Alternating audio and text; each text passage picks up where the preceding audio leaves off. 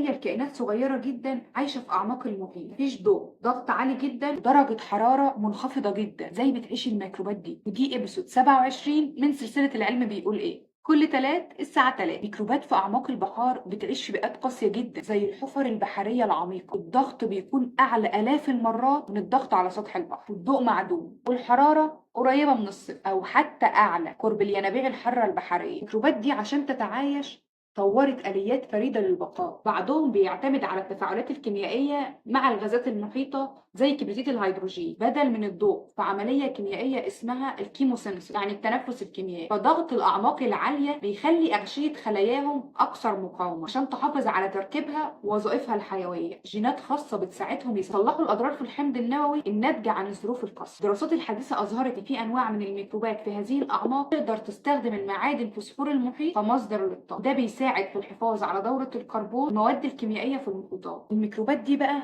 مش بس بتنمو، لكنها بتلعب دور مهم في النظام البيئي البحري، تنظيف المية وتوفير الغذاء لكائنات أكبر. خطوة جديدة، درس جديد، وإحنا دايما مع بعض في رحلة المعرفة.